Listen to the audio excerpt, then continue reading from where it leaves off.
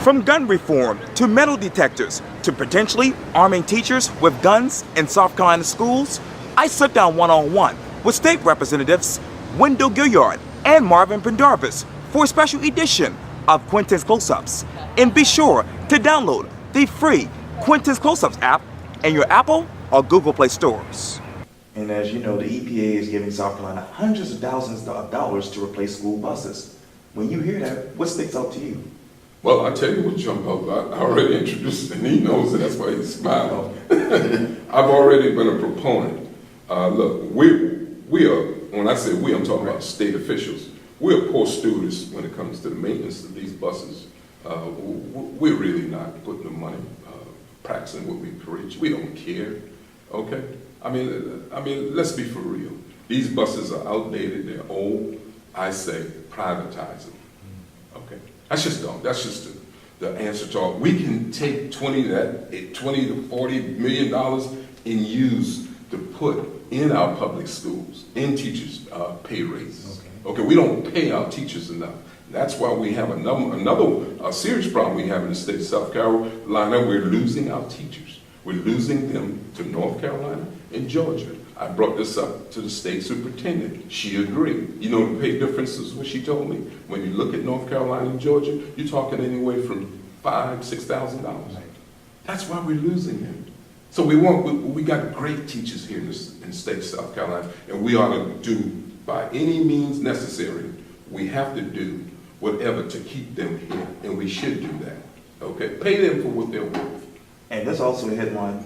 This other headline that is from the state newspaper reads this: SC teachers get raises, but colleges won't be happy with House budget proposal. So talk to me about that proposal. House budget proposal? Well, that's something that's not even on the table yet. So where they're getting their information from must be past budget, or they've got the information from Ways and Means. Okay. And it's not fair to us to even elaborate on that. Sure. But I can tell you this: our #1 priority is going to be public education, putting money toward that, putting money toward teachers' pay. I've got a bill in for 15% across the board for teachers' pay increase, okay? Now, whether that take wings or not, we're fighting to make sure something comes of that, because this 2%, 3% to our teachers' wages is piecemealing, and I think it's an insult, okay? That's where I stand at on. And I think that's what that article is getting at. The representative said they're trying to piecemeal. I mean, it's small increments what they're trying to do when it comes to increasing teacher salary. Yes, an increase is good, certainly, but we need to have some more meaningful impact on teacher salary. And it's unfortunate because here in the state of South Carolina, we're at a point where when we look at our budget and the money we spend, we just, we're strapped. We had a meeting, in our Democratic caucus and talking about some of the issues that we've got when it comes to money in this state, which is why I'm an advocate. We've got to really look at how we're spending money, on the tax incentives that we're giving out, and certainly looking at alternative revenue sources, because we've got to bring in more money to the state in order to address some of the needs that we've got. And we've also got to be better spenders of the money, better stewards of the funds that we've got. And again, that's certainly. And then I'm glad you brought that up, because one of our main proponents for extra revenue is Representative Todd Ruffin. Oh, yeah. Yes. He's a minority caucus chair. Oh, man. He has a great idea. And I always told him it was the Senator Ford who used to carry the torch on this one. Sure. See, he's since retired. But nevertheless, I'm proud to see that Rutherford has now took the lead on it, because anytime you have down in Horry County, where Myrtle Beach is, Horry County, you already have the infrastructure. You already have the buildings. But we've got a chance now to create at least anywhere from $4 to $10 billion of revenue, okay? Because you're already gambling. Okay, whether you're for or against it, we're gambling here in the state of South Carolina. We call it the lottery. Okay, so if you already got the infrastructure in place down in Horry County, I said let's do it. We need the money. See, this philosophy that some of my peers to the right has, that let's do more with less. No, we can't, because as your population increases, absolutely, government service increased also. South Carolina has just went over the 5 million plus population here. We used to be 4 million for many Okay, so now you have this big infrastructure problem here in the state of South Carolina. Okay, and I was talking to Mayor John Tecklenburg about this, and I was telling him that word moratorium means a lot to us. Okay, because if you don't slow development down, then infrastructure will never catch up. Absolutely. You see what I'm saying? It can't happen like that. It's that word that we use, overdeveloped. Right. That's what's going on in a lot of our municipalities here around the state. We're being overdeveloped. I'm not afraid of moratorium. I know in some places, even downtown, I would show up if I was mayor. It would be like a 2-4 year moratorium. And then I would network with my state officials to say, okay, let's get an update on our infrastructure since I have these developments on hold, and let's go ahead and fix this problem. You see what I'm saying? Okay. It's just as simple as that.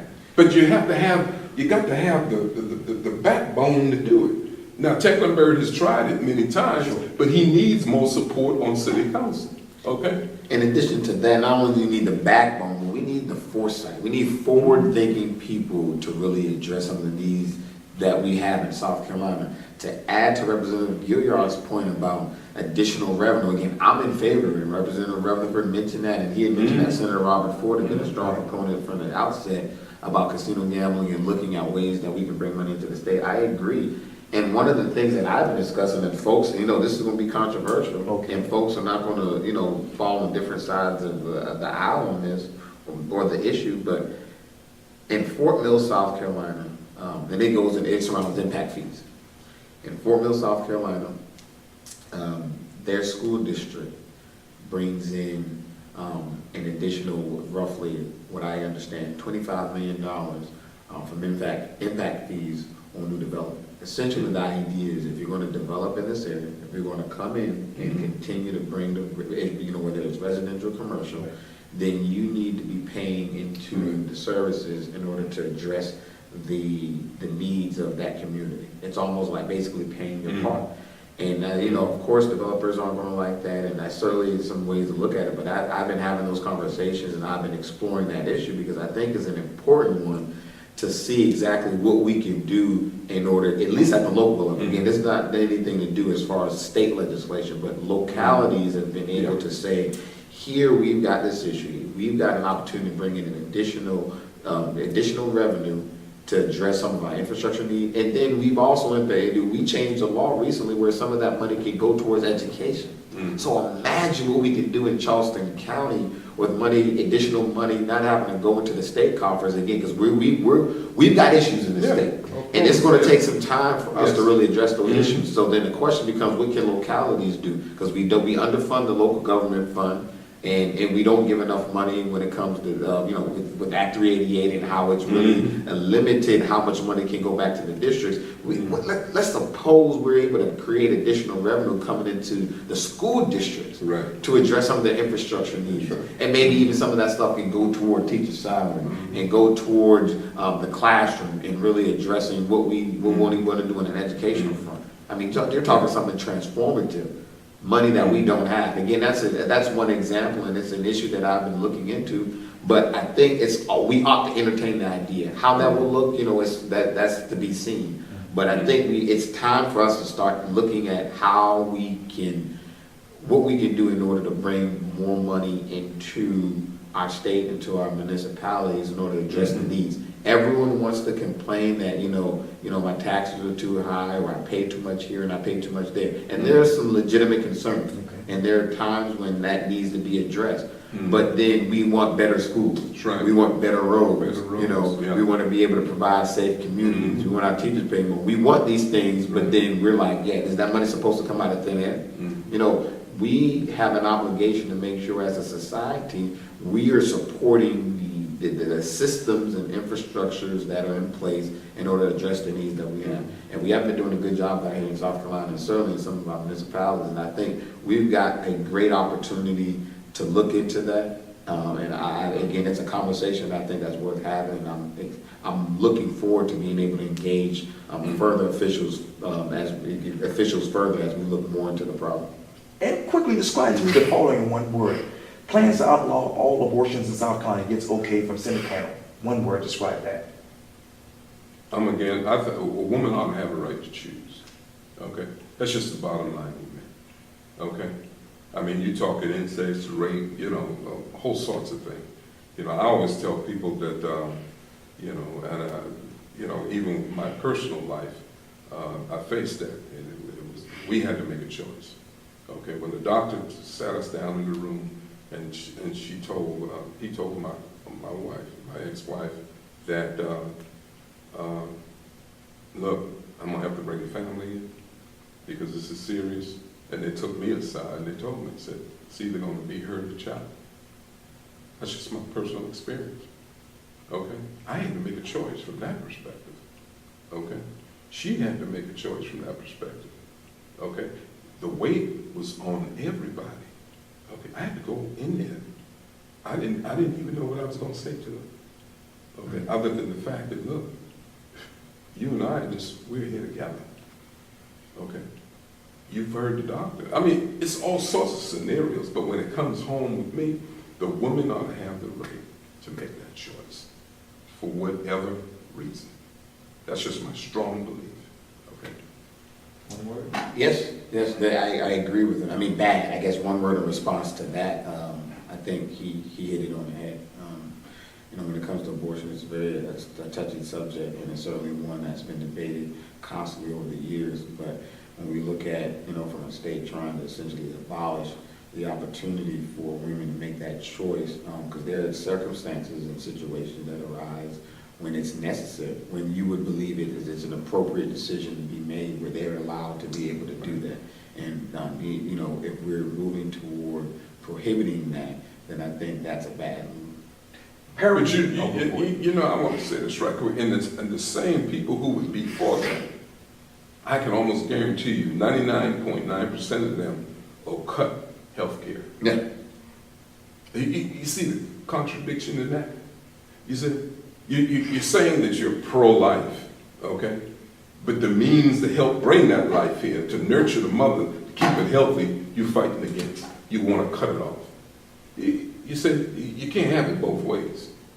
That's just my position on that. There would be the first. These health programs, educational programs, anything. You said. So that's just my position on that. Parity marriages in one word. Oh, I saw that about, read the full article, what did it say? I think it's comical. Yeah, from the ACL here, it says this: 6 South Carolina legislators want same-sex marriages to be called parity marriages. You say? Yeah. Go ahead. Well, it's comical. I mean, I read that several days ago, and it's unfortunate, again, we're back to the point where essentially we're trying to create, it goes back to what they want to do, and that is essentially find a reason to say that we don't want same-sex marriages here in South Carolina. And they want to recategorize what it means to be, because I think the intent of the law is to say marriage is defined as between a man and a woman, and then anything else would be parity marriage. I said, seriously, just a quick quote, bro. Leave it alone. This is a joke. We get bashed for other things. We can do 1,000 things right, and you can put your name on a bill, like what happened recently here with the saggy pants. You get chastised, crucified, criticized. That comes with the position, okay? I did not file the bill, okay? It was Representative Joe Jefferson, right? Okay, because I respect him, right? Okay. Matter of fact, I've learned a lot from him through the years. He filed the bill, right? I signed on to it, and then when I listened to the voices of my people in my district, I took the name off because they were right. Why are we so afraid? Elected officials say, you know what? I listened to the voices. Okay, yeah, I implemented, I tried to push it when I was on city council, because I served on city council for 10 years. That's right. Okay, and I don't regret that at the local municipality, that I had to serve, because my constituents was talking to me then. Okay, if you don't tell the truth about things, you won't learn to stand up for who you are and what you represent. Okay, when I heard the voices of my people, I said, you know what? Because we'd be handling, 10, 20 bills at one time. Sure. I put my name on many of the bills and had to retract, okay? Because I listened to my voices of the people, my people who sent me up here to represent them, okay? But you would have some people, you can do everything right, but one thing wrong. That's all you got time to focus on? Well, that's a form of ignorance that I cannot address, and I won't ever address, okay? Because I know who I am, the years I've been in public service, and I'm proud to serve, and the issues. Some people get mad because they see me out here too much. That's what I'm hearing. I'm serious. But see, when you study Jim Crow and Jim Crow laws, Okay. you know, it's an old Simple Simon thing. You're in public office. You have to take on controversy, because if you don't, then you're in the wrong place. Okay, the people have elected the wrong person.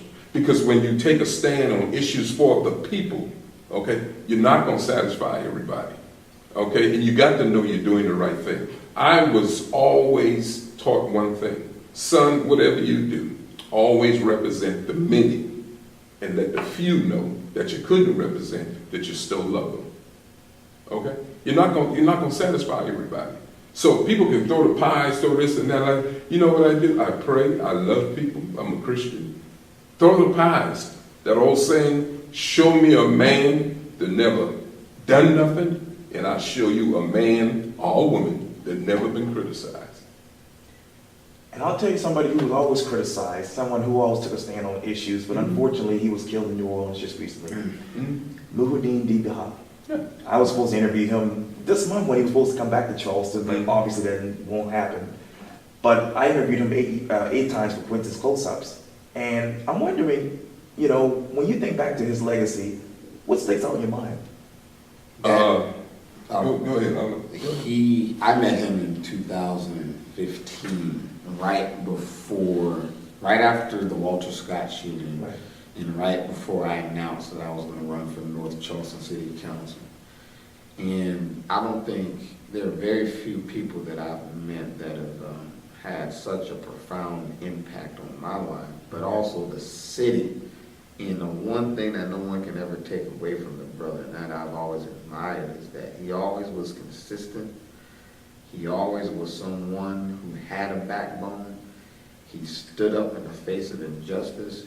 He cared about people, and he wanted to see the people succeed. And when Representative Gilliard always goes back to we the people. That is someone who embodied we the people. He did it from a grassroots level.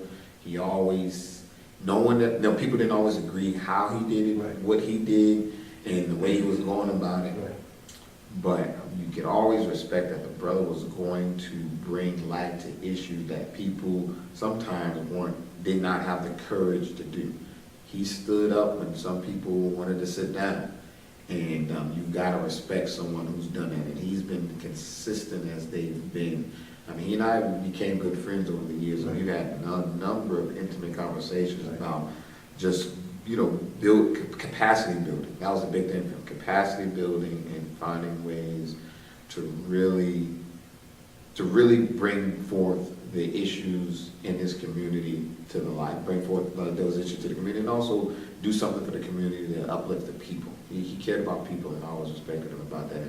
I certainly miss him, and certainly it's a tragic situation. It's touched so many people, and I hate that we don't have his life here, but we certainly have his legacy. And I think his legacy lives in, as a young elected official going forth and saying, you know what, there are going to be times when you have to stand up when no one won't, and you'll be criticized for it, you'll be chastised for it. But at the end of the day, when you do it, you know that you are doing it because your moral compass says this is what's necessary. This is what the people need. And you can take satisfaction in that. And, whatever comes your way, comes your way. But you're looking out for the people and their best interests. And that's something that I'll certainly take from his life. And as I go forward in my years of public service. I don't know, brother. I have to be honest. I always thought when I met him, and that was during the Walter Scott incident, I met him along with Reverend Jesse Jackson, Representative David Mack.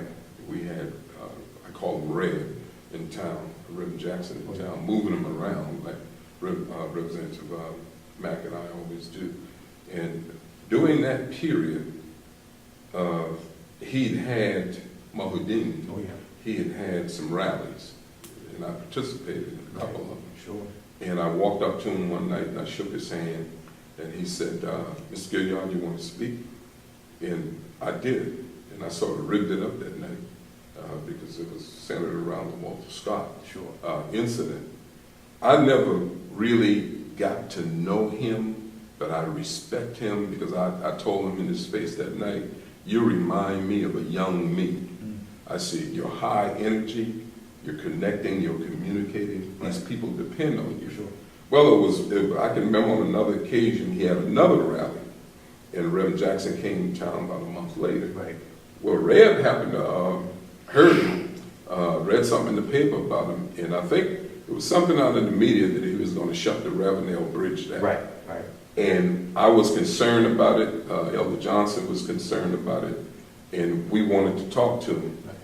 Long story short, Reverend Jackson said, who is this guy? I said, hey, evidently he's a good organizer, good communicator. He has the young, middle class people listening to him. It's beautiful because he has a lot of, diverse people, group moving around with him. I think it's all. He said, well, Gilliard, get him, I need to talk to him. And I was like, any particular reason, Reb? He said, no.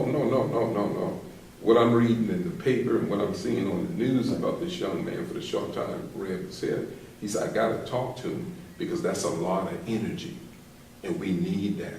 And don't you know, long story short, I got the phone number. We met at a restaurant in North Charleston, right across from City Hall. First thing Reverend Jackson did was stretch his arm up, gave him a big hug, pat him on the back, held his shoulder, and he said, let's talk. And then we went to the table, sat down and talked. And I truly believe that from that hour-long discussion that he had changed somewhat. I'm not talking about from who he was and his philosophy. He actually took some advice from Reverend Jackson on how to go about doing certain things. In other words, Reb didn't want him to shut the bridge down. I mean, he was poignant about that, okay? And he didn't do it. So evidently he took Reb advice. But if I had to sum this brother up from the short time that I knew him, because I don't like to go around playing like I knew somebody and I didn't, this gentleman had a heart full of grace and a soul generated by love, if I had to sum him up. Because he reminded me of me when I was young, okay? And he was a shaker and a mover. I always thought he would live to see me in my funeral. It should never be in reverse. I had to go to his funeral, okay? But I respect for the people in Charleston that poured their souls out to him, acknowledge him, okay? I really respect that. The pastors who opened up the churches for him and his family, I thought that said a lot about us here in Charleston, okay? What this man stood for and who he was. Now, my concern is now, I haven't heard the outcome of the investigation. I was talking to the interim police chief, Mr. Taylor, Chief Taylor, and I was trying to see if Taylor could connect to New Orleans and get that report so we can read in depth on what happened. I've heard some things came out recently. Allegedly he was robbed, he was supposed to have been robbed and this like that. I don't believe that because here we are right off a week. I just picked up the Post and Courier, and like I always tell people, you better believe sometimes what you read. It had hate groups on the rise in South Carolina. There are 14 new hate groups here in the state of South Carolina. Now I'm accustomed to the skinheads, the Klan, the Aryan Nation, the Nazis, and I understand the counties that they that they live around. They convene, okay, and I'm not afraid to tell you, Latson, Mounts Corners, Somerville, Walterboro, okay, they had a history for that, long history of hate groups. We've got to understand when we take positions, even with my friend, the late Clemente Pinckney, Ruth did not operate alone. You'd be crazy to believe that. This brother had a membership with a hate group, okay? So don't get hoodwinked and bamboozled like he was just one mad young man. No. Do the research. If hate groups is on the rise in Charleston, we know the history of South Carolina. Okay, sad to say, but it's the reality. We got to get the FBI and start doing thorough investigation. Because as we take issues on gun violence, banning assault weapons, and things along that line, I just had 2 threats on my life recently. I called the FBI. Oh, I had a friend look at me and say, "Oh, Wendell, they threaten us every day like that." I said, "I know, but I'm taking it seriously since 10 years ago." You got to take things seriously here in South Carolina. This is the niche of it. This is where the Civil War started. We got hate groups on the rise. Now, who to say somebody didn't follow that young man to New Orleans? Who to say a hate group didn't contact another hate group in New Orleans and told them Mahmoudin was up there? You see, people don't like to hear that. I know people that go, "He did not." Yes, I did. Okay? When I look at Malcolm, okay? When I look at all our civil rights leaders been struck down, Yeah. okay? And we live in South Carolina, you better wake up. You better wake up. If you're going to take stand and you know these hate groups don't like the fact that you're talking about living together as brothers, both black and white, Jews and Gentiles, they can't stand that. If you're going to take their Second Amendment and you can't sell them the fact that you're not, they can't stand that. Okay? If you're going to take a stance on anything that's just in the sight of God, hate groups don't like that. You become a target. That's just my summary on that, brother. Representatives Wendell Gilliard and Marvin Pendarvis, thank you for this. I think this is going to be parts 1 and 2 right here. This is almost an hour here, but it's good. I'm with that. It's worth it. It's always good. It's always good. Thank you, my friend. Thanks for having us. Anytime. All right.